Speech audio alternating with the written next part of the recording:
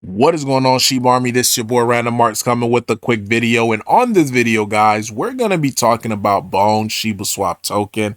So as promised, guys, I know I've been delaying this. I said I was going to make a TA video. So here it is. So before I get into it, guys, like always, if you're new or returning to the channel and have not subscribed, hit that subscribe button, hit that like button so that way we could feed this to the algorithm. And I definitely love to hear you guys' thoughts and opinion about Bone Shibaswap token. So to get right into it, and I'm not gonna, make this a very long video, but we're gonna take a look at how I was able to call out, the next bounce area or the next area of support to be able to dip buy Bone Shibaswap token. So before I was mentioning, when it was up above here, I was mentioning a good support area. It was right around the 150 to the 140 mark. And again, for me, the type of trader that I am, I buy from support to support. I never go all in one shot, one kill on any asset, because due to the fact that I need to get the best average that I could possibly get. So once the bull run actually happens, I'll be ready with a good average. So I was dibbling here. Then I said next area that I wanted to see Bone to reach at was right around the 117 area. And again, for me, support resistance is typically an area and not just a set number. So between like really 120, 110 area, for me, those were like a good area of support. And look where it came down at, boom, and now it's having the bounce. So the next area that I want to see, as far as to establish an entry, if it comes back down here, of course, I'm going to dibble again.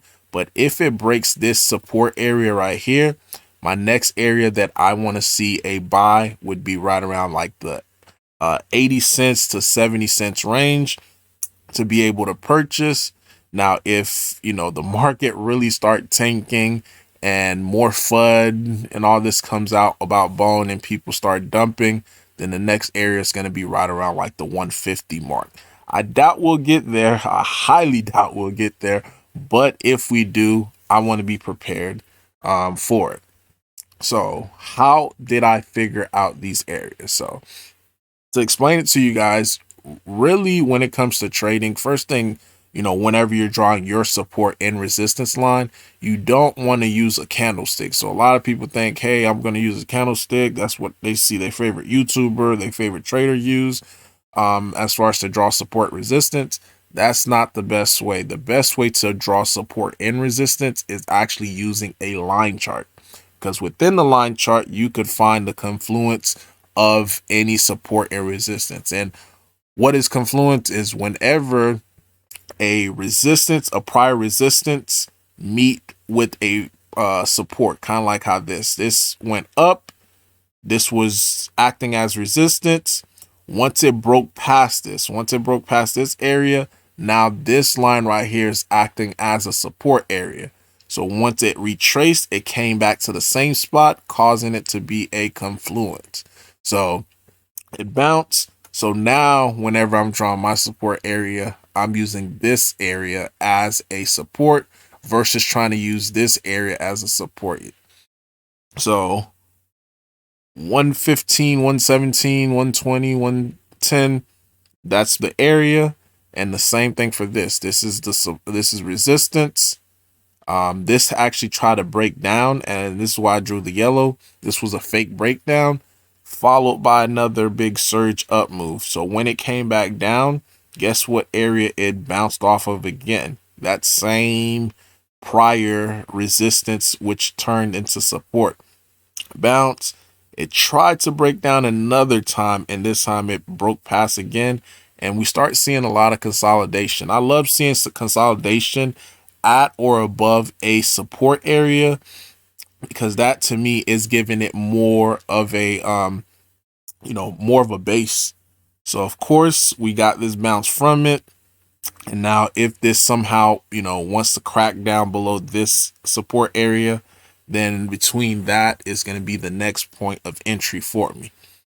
Now, another thing too that I'm looking at as far as Furbone. So if we could see, because this line is gonna keep descending. So if we see a decrease, or not decrease, but a pop above this line area, then this would actually trigger a breakdown, a breakout, I should say, a breakout on the upward side. So keeping my eyes on it just to be able to see. But in the meantime, I'm just buying from support to support, never going all in. And that way I'm accumulating my bag. So once we get this pop, my average, of course, I've been buying since right here. So my average is somewhere, I think right around the 90s now, since I was buying at the 150s. But once we get that pop above, guys, hey, that's all she wrote. But yeah, guys, hopefully you learned something from this TA video. If you enjoyed this content, do me a huge favor, hit that like button so we could feed this to the algorithm. New to the channel or returning, consider subscribing. This is Random Arts, guys, signing off. Peace.